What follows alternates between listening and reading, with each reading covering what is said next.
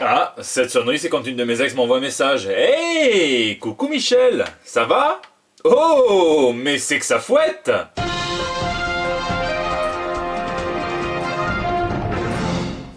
Et pour une fois je dis ça, mais ça sent bon hein, si on se remet ensemble, hein, vous le savez. Ici votre fidèle commis des comics, hein, et le mercredi c'est pas le jour à jouer à changer la litière avec Mich Mich, hein, mais le jour à faire le tour de l'actualité de l'industrie du comic book, hein, vous êtes dans le JT Comics, le numéro 187 et tout de suite on passe aux news de la semaine.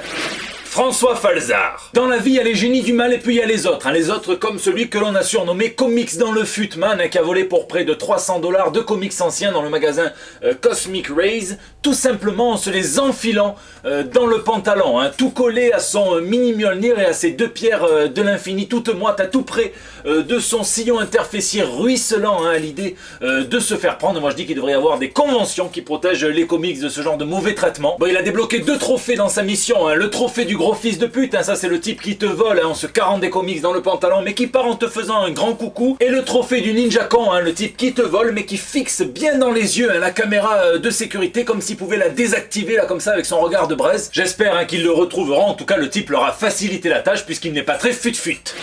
L'ego Liefeld. Chez Rob Liefeld, ce que j'aime moins que ses dessins, c'est son ego qui lui aussi a tendance à connaître des petits problèmes de proportion et à se retrouver surdimensionné. L'épisode le plus marquant restera quand même quand il avait dit qu'il aurait pu créer Deadpool avec n'importe quel scénariste, même un concierge. Sous-entendu, on emmerde Fabian Nicieza, hein, c'est moi le vrai papa de Deadpool. Et ensuite, hein, il avait attaqué sur Twitter n'importe qui tentait de lui dire que sa remarque était quelque peu déplacée, notamment Darick Robertson. Et cette semaine, il a refait des siennes, hein, puisque vous le savez, il signe son grand retour chez Marvel avec le titre Major X, un tout nouveau personnage créé par ses soins, et il y a polémique sur la toute première apparition de ce nouveau mutant. Et on sait à quel point la première apparition d'un personnage, elle est cruciale hein, pour faire augmenter la valeur d'un comics. Ça l'intéresse. Le tout premier numéro de Major X est sorti le 3 avril dernier, sauf que l'on peut apercevoir le mutant tout petit au fond, dans une case de Spider-Man Deadpool numéro 47 qui est sorti 20 jours plus tôt, le 13 mars dernier. C'est par Robbie Thompson et Matt Horak. Rob Liefeld n'a rien à voir dans l'affaire et c'est ça qui l'énerve. Il dit Spider-Man Deadpool n'est en aucun cas la première apparition de Major X, c'est sorti une semaine après Deadpool 10. Je lui fais de la pub en parlant ici, mais je ne signerai jamais aucune copie. Deadpool 10 est sorti une semaine avant, étant donné que j'anticipais cette pitrerie. Et il fait référence à 2 variantes cover exclusives hein, qu'il a fait commissionner par Marvel, qu'il a acheté donc pour vendre sur son propre site, donc de Deadpool 10 qui est sorti le 6 mars, donc une semaine avant vraiment. Sur le site il y a marqué la première apparition de Major X, oui, mais en couverture, et il vend un pack de 2 couvertures signées hein, à $100 quand même. On comprend pourquoi ça peut l'énerver. Le dessinateur Matt Horak se défend lui en disant qu'on lui avait dit qu'il pouvait utiliser n'importe lequel de ses personnages, qu'il aimait bien le design et que c'était plus un hommage qu'une pitrerie. Mais dans les faits, hein, l'argument de la première apparition du personnage sur une variante cover à tirage limité, vendu une blinde sur un site internet, ça tient pas trop. Et la première apparition en tout cas de Major X dans un comics, c'est bel et bien dans Spider-Man Deadpool numéro 47. Tant pis Rob. Plastic Ellis. Tous les dimanches soirs, je me régale en lisant la newsletter de Warren Ellis à laquelle je vous conseille hein, de vous abonner. Hein. Il parle évidemment de comics, mais pas que, hein, d'art, de musique, de littérature, de podcasts, de livres, de la vie. En général, en ce moment, sa lubie, hein, c'est de se faire envoyer par ses potes dessinateurs leurs espaces de travail. C'est toujours intéressant de voir les coulisses. Il y a Matt Fraction qui s'y est prêté, il y a Jason Howard aussi, on verra qui dans le futur. Et il commence sa dernière newsletter avec une idée de pitch hein, qu'il a eu pour le personnage d'ici de Plastic Man. Et il dit « J'ai imaginé cette semaine une interprétation de Plastic Man en tant qu'hyper-objet de Timothy Morton, hein, existant simultanément dans tous les océans et décharges du monde, comme une version déchet de Swamp Thing, une épopée du héros le menant inexorablement au parlement des sédiments où tous les polluants sensibles du monde se retrouvent pour discuter des dangers du recyclage et des régimes à base de plantes. » Je vous laisse vous renseigner hein, sur la théorie de l'hyper-objet par Timothy Morton, mais accrochez-vous hein, parce que ça vole assez haut. En tout cas, je prie pour que quelqu'un de chez DC soit abonné à cette newsletter et qu'il lui donne l'opportunité de réaliser ce genre de truc parce que ça pourrait être très délirant. Mais en attendant, hein, Warren, tu as 11 scripts à rendre encore à DC Comics, probablement hein, pour le Batman dont je parlais dans le JT Comics numéro 182. Joker. Malgré une actu ciné chargée de Avengers Endgame dont on voit de plus en plus d'images, un Captain Marvel qui dépasse le $1 milliard hein, au box-office en passant par Preacher qui s'arrête à la saison 4 par les X-Men que l'on ne verrait pas avant au moins 5 ans dans le MCU ou par Shazam, et moi j'aurais aimé avoir vos avis sur le tout premier trailer du Joker que l'on a pu voir cette semaine. Rassurez-vous, je vais pas vous le montrer hein, pour spoiler le moins possible ceux qui veulent rester vierges jusqu'au popcorn, mais moi il y a quand même une image qui me fait peur dans ce trailer. J'ai envie de dire non, pas ça Warner, pas ça DC. C'est celle où on voit hein, le futur clown de Gotham forcer à sourire un jeune enfant dont l'acteur est supposé incarner le jeune Bruce Wayne, et si on en croit l'IMDB, qui est parfois aussi faible qu'une crise de toux pendant une gastro, hein, faut le reconnaître. En tout cas, si c'est bien ça, hein, je ne suis pas sûr que le film ait besoin de ce genre de clin d'œil un petit peu inséré au forceps, à capillotracté, hein, même si dans le comics ça a déjà été fait. Il y a eu énormément de retcon. On a par exemple pu voir, et pas sous la plume de n'importe qui, hein, sous celle de Paul Dini, hein, Martha Wayne rencontrer un jeune garçon hein, prénommé Sonny, que Paul Dini a dit explicitement que c'était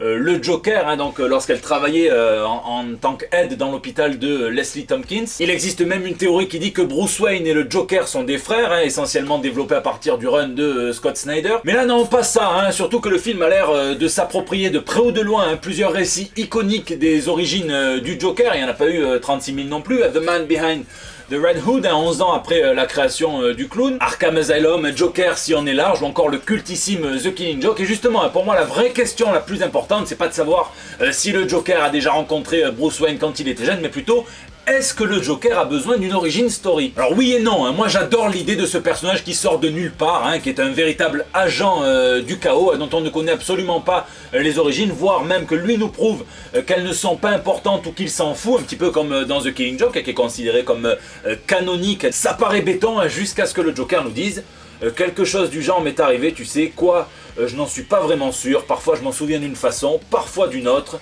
si je dois avoir un passé, je préfère qu'il soit à choix multiples.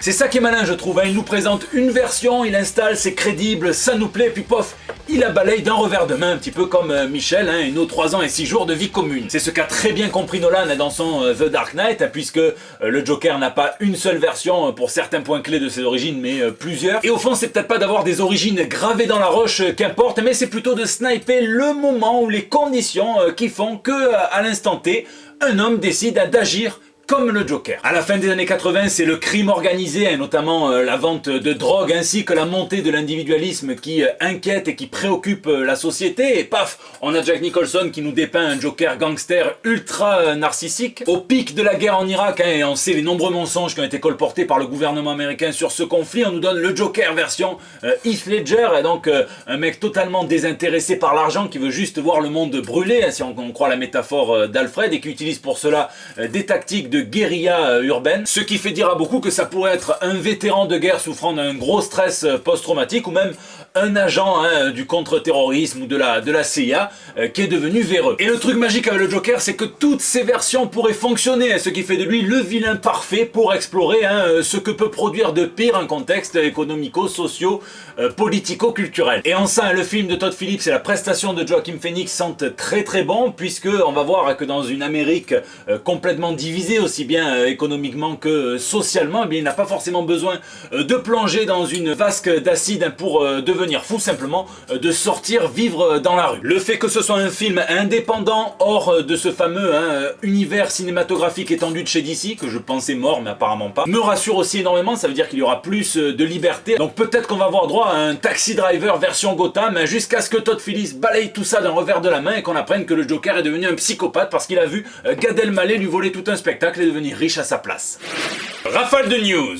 Et cette semaine, Marvel a annoncé qu'après avoir été un archange, qu'après avoir été recousu humain, après avoir été doté du pouvoir cosmique et pactisé avec le diable, eh bien le Punisher pourrait intégrer la mythologie nordique. Ça se passe dans la mini-série en 5 épisodes Punisher Kill Crew. On pourrait ajouter un brin d'Asgard à son ADN, un petit peu comme on avait fait dans la série Skrull Kill Crew, où on avait des contaminés à la vache Skrull qui se servaient de leur nouveau pouvoir pour chasser des Skrulls justement. Et puisque nous sommes dans les retombées de The War of the Realms, eh bien on aura aussi droit à une nouvelle série sur Loki dans laquelle on pourra voir ses responsabilités, ses pouvoirs et son frère, enfin voilà, le Loki qu'on connaît. Des poils et du sang, alors rien à voir avec ton dernier encart romantique qui a mal tourné, mais bel et bien avec Donny Cates, qui est le scénariste le plus détesté par Brigitte Bardot, alors qu'il n'est même pas antillais, puisqu'il massacre, il s'amuse à fracasser tout le catalogue d'animaux de chez Marvel, et que cette fois-ci il semble s'en prendre à Rocket Raccoon et dans Guardian of the Galaxy numéro 7. Attention Donnie, il a une fanbase, un aura-t-on, ça va chier. Le dessinateur emblématique Neil Adams a ouvert son comic shop à Los Angeles et il s'en servira pour vendre ses comics, pour venir dédicacer ses comics, ses variantes covers comme celle du Detective Comics numéro 1000, mais également pour promouvoir les travaux de son studio multimédia, le Continuity Studio. Jonathan Hickman a dévoilé la nature de ses deux projets X-Men chez Marvel, et donc The House of X nous dévoilera le grand plan de Charles Xavier pour les mutants, pour les faire sortir de l'ombre des humains, pour les faire tenir debout, si je puis dire. Et Powers of X racontera les secrets derrière les histoires passées, présentes et futures des X-Men et risque de changer radicalement notre vision des chapitres que l'on connaît bien de l'histoire des mutants. Et en plus de ça, on a droit à deux covers qui sont vachement jolis, je trouve. En France, l'éditeur Urban Comics modifie son offre kiosque qui semble être une tradition qui est amenée à mourir, un petit peu comme Tante May, mais pour de vrai, celle-ci. Ça s'intitulera Batman bimestriel, vous aurez compris sa fréquence. On pourra y suivre les séries régulières Batman et Detective Comics, ça c'est le Bat Power. Et en plus de ça, un récit complet par numéro, pas nécessairement sur Batman, il y aura du Green Lantern, il y aura du Nightwing, il y aura évidemment aussi du Batman quand l'occasion se présentera. Ça fait des magazines à plus de 300 pages pour 9,90 €. Je vous laisse me dire, si vous êtes lecteur, ce que vous en pensez dans les commentaires. Lisez, lisez et lisez. Cette semaine, j'ai lu l'adaptation française de l'excellent Interceptor de Donny Cates de Dylan Burnett, publié à la base dans le magazine Heavy Metal et puis récupéré par l'éditeur Volt Comics par la suite. C'est l'histoire d'humains qui ont perdu la guerre contre les vampires, qui ont dû déserter la planète, mais avant qui ont balancé quand même quelques petites bombes atomiques bien placées, qui ont plongé la Terre sous une espèce de chape de plomb très obscure, propice à la vie des vampires, et finalement ils leur ont filé un coup de main. Dans ce contexte, ils décident d'envoyer une femme soldat surentraînée avec en plus une armure qui défonce des culs, on va dire les choses sincèrement, pour revenir sur Terre et pour faire le ménage et pour tuer toutes les ordures aux dents longues. Sauf que quand elle arrive sur Terre, elle va se rendre compte que le brief de mission était totalement foireux. Alors moi j'ai toujours eu du mal avec les vampires, je suis jamais arrivé à rentrer dans un American Vampire, mais avec Donny Cates, ça marche à chaque fois, aussi bien redneck que ici Interceptor. Et ce qui est marrant quand on connaît un petit peu l'œuvre de Donny Cates, c'est qu'on retrouve tous les ingrédients qu'il affectionne et qui nous font kiffer. On retrouve les héroïnes très badass, comme Heather Ritter dans Baby Teeth. On retrouve des vampires qui ont décidé de se structurer, un petit peu comme dans Redneck. On retrouve aussi le côté méca, le côté bolide qui le fait kiffer, un petit peu comme dans The Paybacks ou dans le Cosmic Ghost Rider. Et on retrouve la famille qui est vraiment une thématique centrale à la bibliographie de Donny Cates. Alors je sais que le label Paperback et que son boss Basil Beggery ont le pouvoir de faire revenir à la vie des séries qui se sont arrêtées, et j'espère, parce que du coup je me suis relu juste après donc la suite qui a été publiée chez Volt Comics, qui s'appelle Reactor, et qui malheureusement il nous manque encore le chapitre final, le chapitre 4, donc j'espère que la sortie en France de celui-là va peut-être pousser Donny Cates à finaliser le truc. Je sais pas ce qui s'est passé, ça a été déprogrammé, bon en tout cas on croise les doigts. Voilà Basile, ça repose sur tes épaules. C'est la fin de ce JT Comics, j'espère qu'il vous a plu. Un grand merci à vous qui partagez, qui mettez des pouces bleus, qui mettez des commentaires. Mine de rien, j'ai réalisé on approche des 30 000 abonnés, même si, bon, je le prends avec beaucoup de modestie parce que ça veut rien dire, il n'y a pas 30 000 vues sur les JT par exemple. Et au final, ce que je préfère, c'est pas